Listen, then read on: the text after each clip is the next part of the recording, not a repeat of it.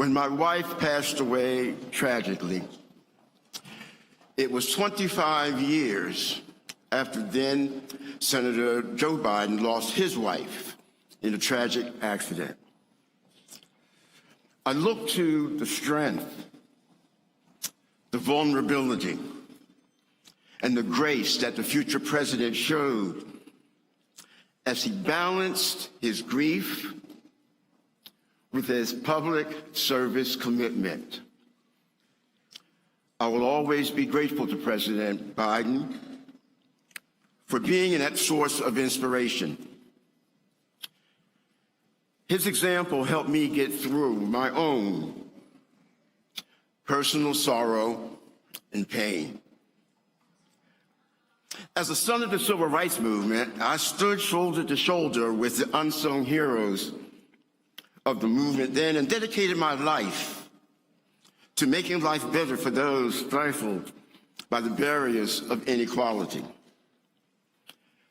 With a lifetime of advancing justice and equality under my belt, I cannot emphasize enough how important it is that we re-elect President Biden and Vice President Kamala Harris.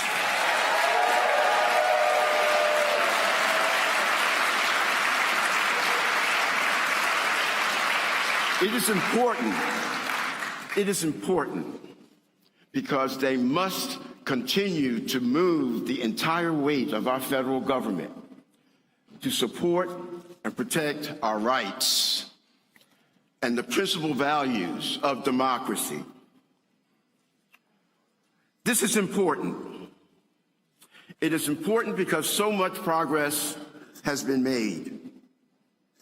Our democracy is in danger.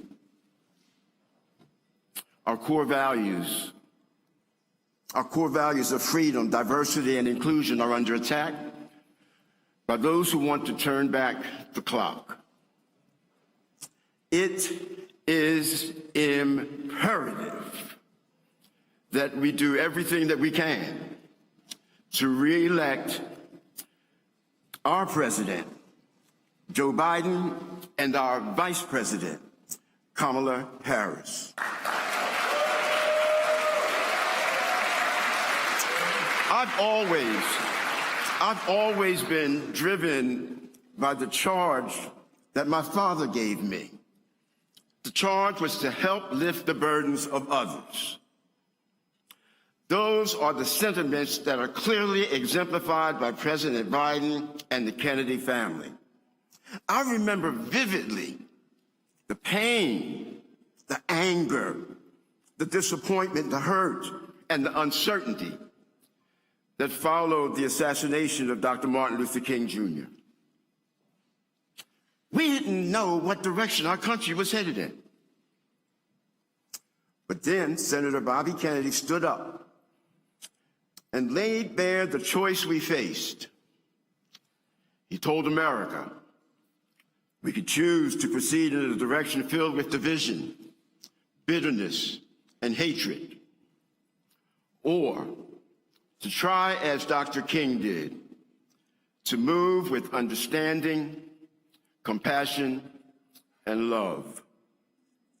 Having lost our American hero, it was comforting for many of us to see Bobby Kennedy stand for justice and equality, and to encourage us to reaffirm our commitment to achieving the racial and social justice that we had fought so hard to achieve. We have a similar choice to make today and in this presidential election: unity or division,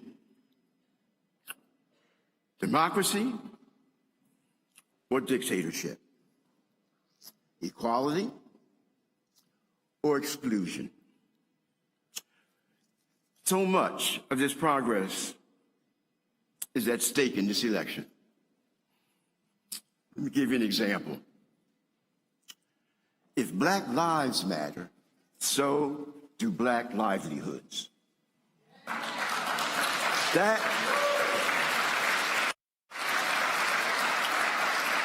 That bears repeating. If black lives matter, black livelihoods matter too.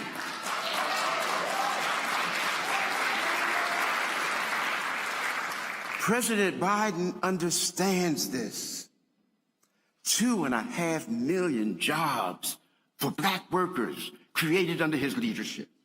A record 60% growth in black wealth relative to pre-pandemic times. Here's the one. Black child poverty reduced by 50%. All sorts of expanded economic opportunities for black businesses to participate fully in the nation's economic recovery. Voting rights, gun violence reduction, and a presidential cabinet that reflects America's diversity. All at stake.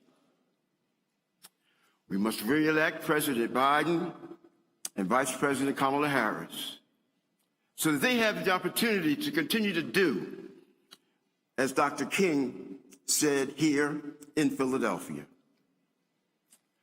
Now is the time to make real the promises of democracy. Now is the time. Please join me in giving a resounding applause and welcome to the Kennedy family, followed by our president, Joe Biden.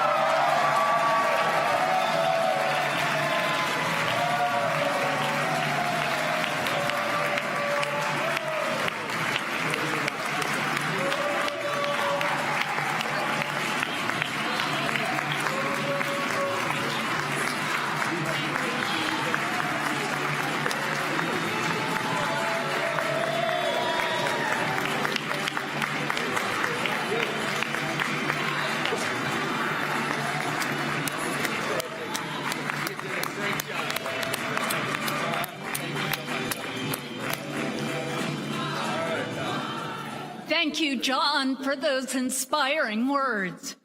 My name is Carrie Kennedy, and I am the 7th child of Robert and Ethel Kennedy.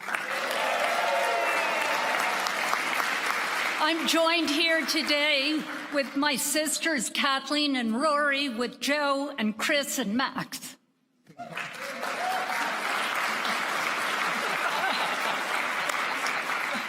And with my hero, President Joe Biden.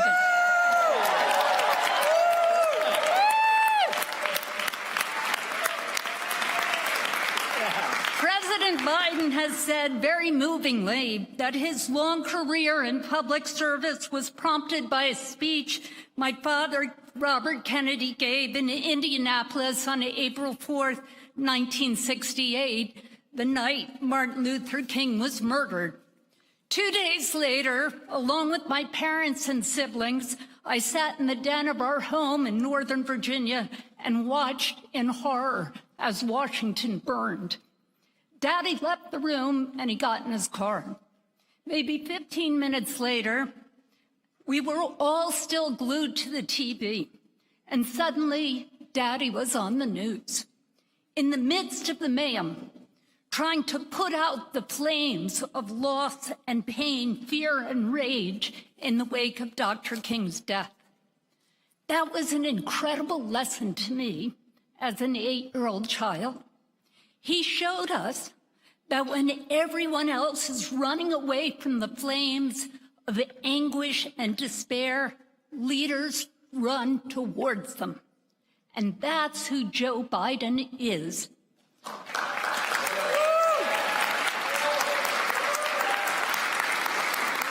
He is the first sitting president in our history who has traveled to an active war zone, not under U.S. control, not once, but twice, to show support for our allies. He was always running into the flames so we don't have to. In every every imaginable way, President Biden has spent his presidency and his career running into the flames for working people, for moms, dads, families. He supports unions, a passion of my father's. He marched with the United Auto Workers during their righteous strike, which helped bring that strike to a swift end. Thank you, Joe Biden.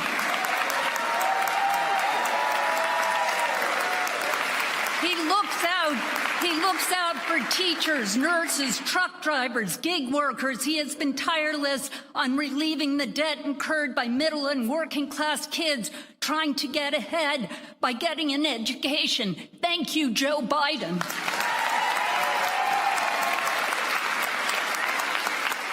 He passed the infrastructure bill. He builds bridges. He has made the working American the hero of every story. Thank you, Joe Biden. He got inflation under control, and violent crime is down in America under Joe Biden's leadership. He has us thriving again, believing again, behaving like good neighbors again. He stepped into the flames of chaos and turned it into community. Thank you, Joe Biden.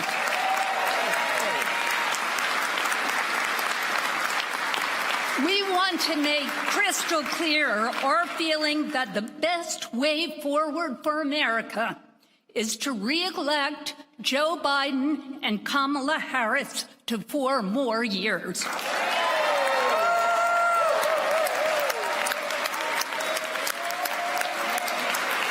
more years. 4 more years. 4 more years. 4 more years. 4 more years. President Biden has been a champion for all the rights and freedoms that my father and uncles stood for. That's why nearly every single grandchild of Joe and Rose Kennedy supports Joe Biden. That's right. That's right. The Kennedy family endorses Joe Biden for president.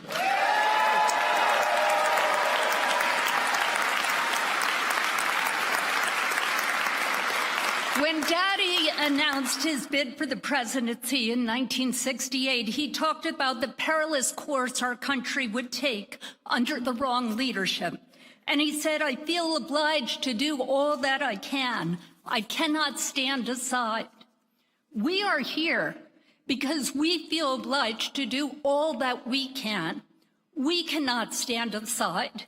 In this election, no American can stand aside. We must vote.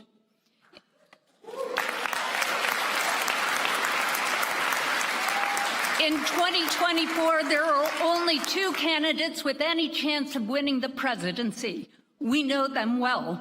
4 years ago, our country was crippled by COVID, chaos, and the effects of unprincipled leadership. 4 years later, thanks to Joe Biden, we are enjoying an unprecedented economic expansion with more people working than at any time in our history. Over 15 million new jobs have been created, almost 800,000 manufacturing jobs. Thank you, Joe Biden.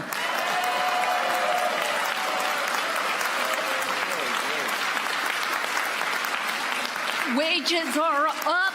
Inflation caused by once-in-a-generation pandemic is coming down. Thank you, Joe Biden. He's made vast investments in historically Black colleges and universities to create more access to opportunity. He has appointed more Black women to circuit courts than every other president combined.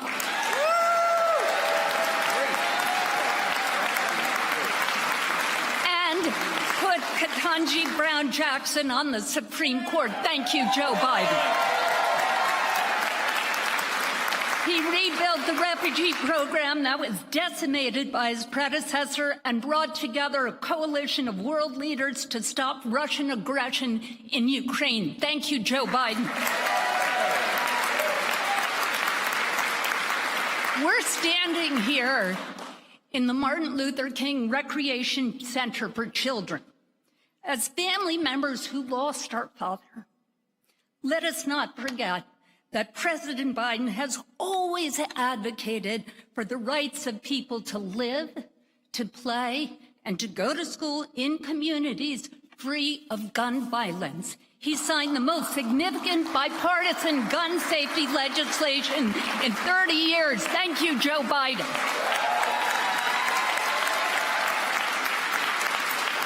As Donald Trump proudly brags about overturning Roe v. Wade, rolling back the clock 50 years to when women couldn't make our own health care decisions, President Biden is fighting to get our freedoms back. Thank you, Joe Biden.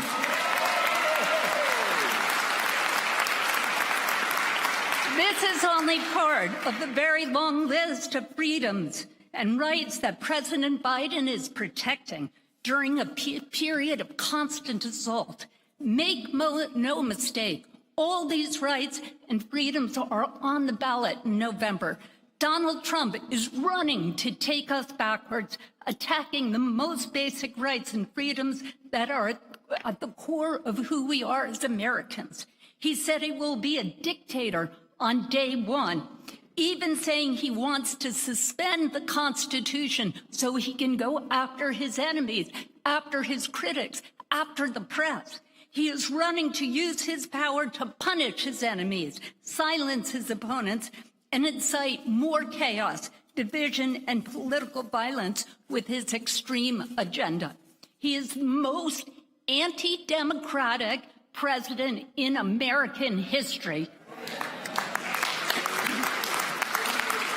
President Trump spews dangerous conspiracy theories on climate change, vaccines, windmills, and voter fraud.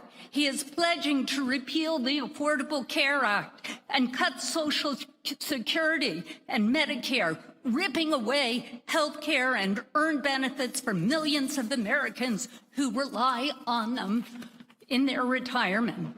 I can only imagine how Donald Trump's outrageous lies and behavior would have horrified my father, Senator Robert F. Kennedy, who proudly served as the Attorney General of the United States and honored his pledge to uphold the law and protect the country. Daddy stood for equal justice, for human rights, and freedom from want and fear, just as President Biden does today.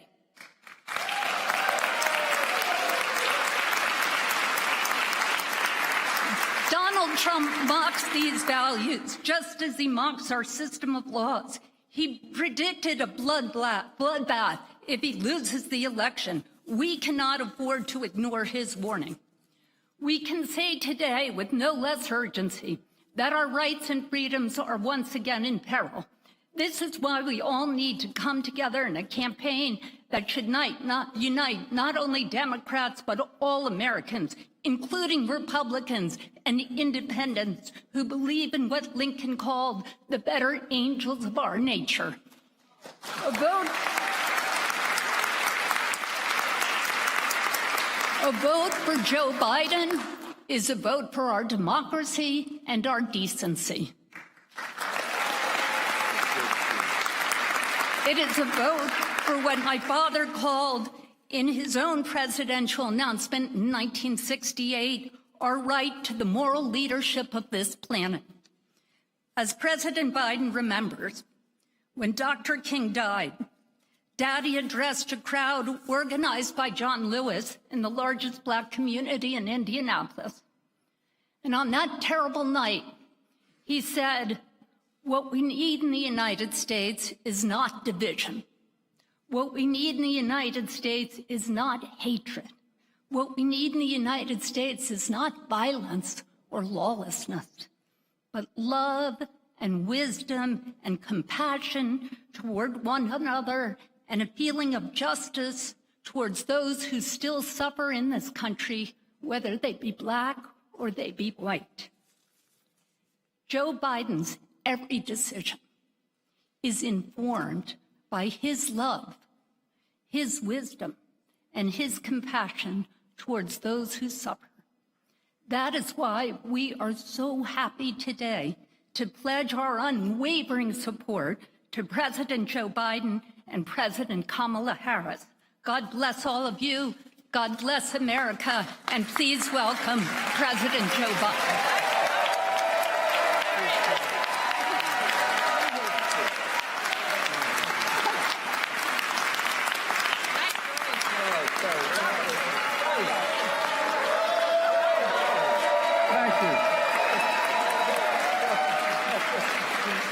Please have a seat, if you have one.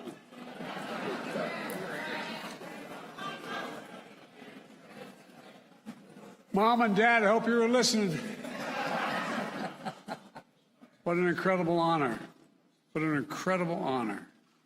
I don't want to become emotional, but what an incredible honor to have the support of the Kennedy family. John White, Jr., thanks for those kind words and for carrying on your family's civil rights legacy. And so is your son, Kalen, who's doing a hell of a job on our campaign. He's helping us win Pennsylvania. Carrie, that was the most meaningful introduction I've ever gotten in my life, other than when my sister introduced me. And I want to thank you for your friendship well beyond the introduction. It's an incredible honor to receive the endorsement of your family, and it means so much to me.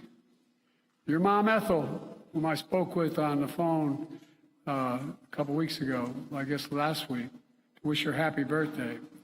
She's always been so gracious to my family during the most difficult time of my life.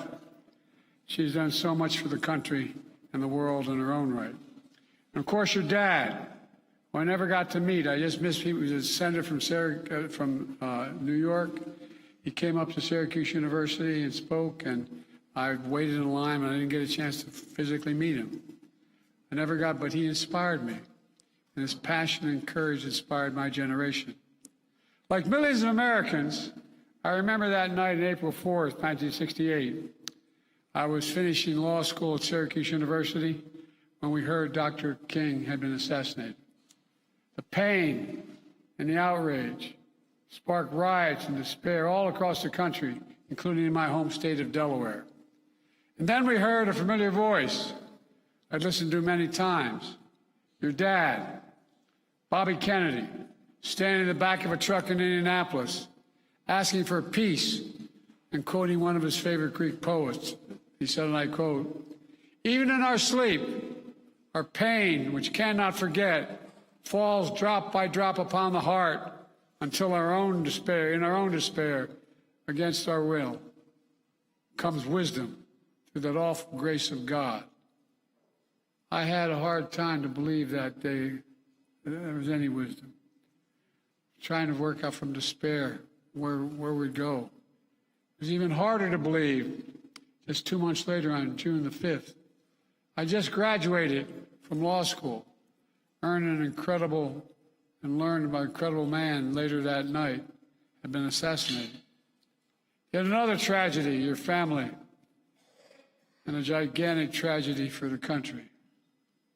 Only 2 political heroes I had growing up were gone within months of each other. We faced a real inflection point as a nation. When I returned home to my city, Wilmington, one of the city's only cities since Reconstruction to be occupied by the military, the National Guard, with drawn bayonets in every street corner for 9 straight months following Dr. King's murder. When I graduated that summer, I went home to take a job at one of the oldest law firms in the state. But after only a matter of months, I left that law firm and took a job as a public defender because I wanted to be more engaged in the effort. I went on to run for the county council, for the United States Senate, and then as Vice President of the United States. I've done so in large part because I thought that's something your dad would have done. I'm not exaggerating that. He's always been on my mind, one of my heroes. Today, I sit behind the resolute desk where President John F. Kennedy once sat.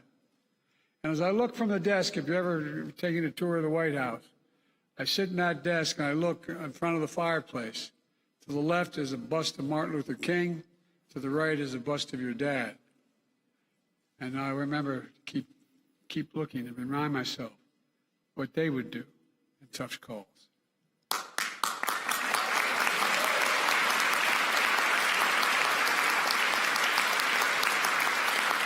The principles Bobby Kennedy embodied were principles taught by my grandparents and parents around our kitchen table, and that's not hyperbole, that's a fact. My dad said everyone's entitled to be treated with dignity and respect no matter what their station, no matter what. And they thought I was taught the worst sin of all, and I mean this from the bottom of my heart.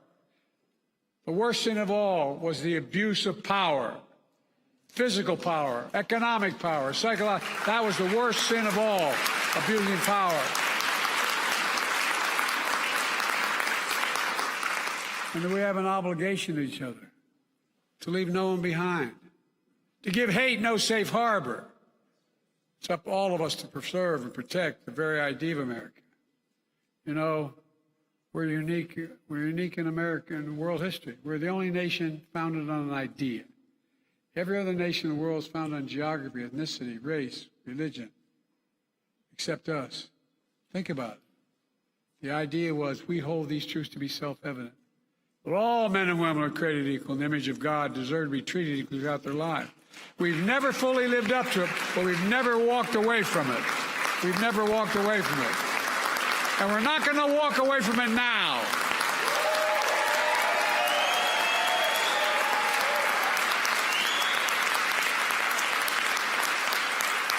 Today, we face another inflection point in history.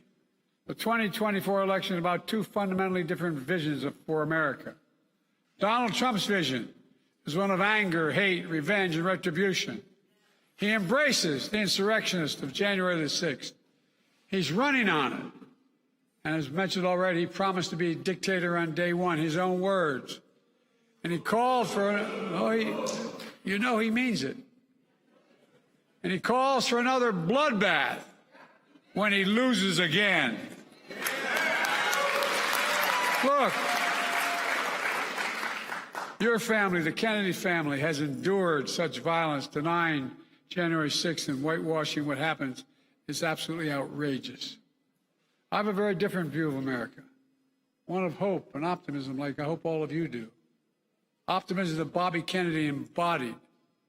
I see America where we defend democracy, not diminish it. I see America where we protect our freedoms, not take them away.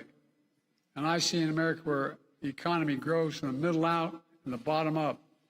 And that way the middle class does well and the poor have a shot. And where health care is a right, not a privilege.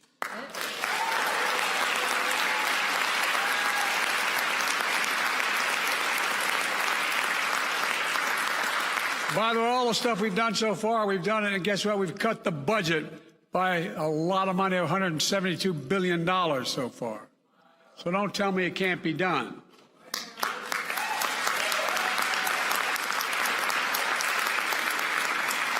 I see a future with a planet. We save the planet, as this guy's busting his neck doing, from climate change. Literally. Climate crisis in America. And we've got to do something. The idea we send our kids to school, teaching them to duck and cover. Think about that. The idea of the United States of America, Bobby. Duck and cover at school. More kids being killed by gun violence than almost anything else. Folks, the America we're building is significantly different. We're going to get it done. And now it's time to keep going and not slow down because there's so much at stake.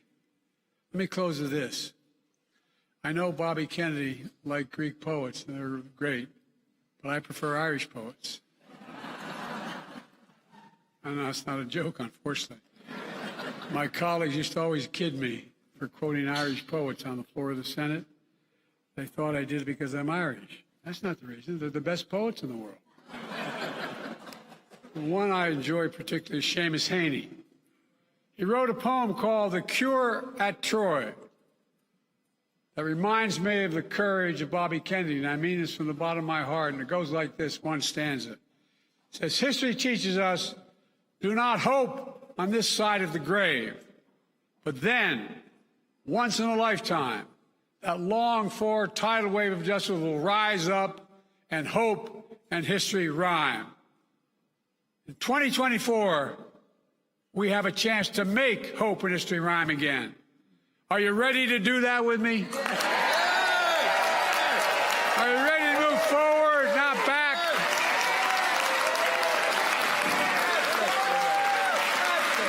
Are you ready to choose unity over division? Dignity over demolition? And choose truth over lies? Are you ready to choose freedom over democracy? Because that's America. Yes. Folks, I've been doing this a long time. I know I only look like I'm 40, but I've been doing this a long time. But I've never been more optimistic about our future, and I mean it. Just to remember who we are. We're the United States of America. There's nothing. I mean this sincerely. Think about it. We're the only nation in the world, as a student of history, I can say, that's come out of every crisis stronger than we went in. There's nothing beyond our capacity when we do it together. God bless you all. May God protect our troops.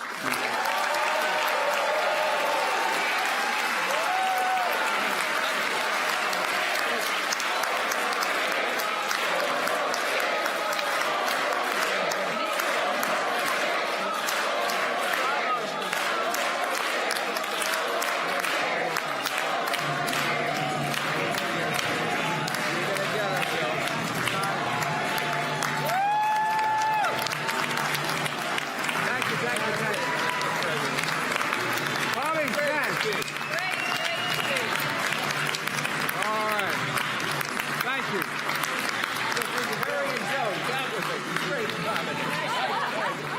Good. That was wonderful.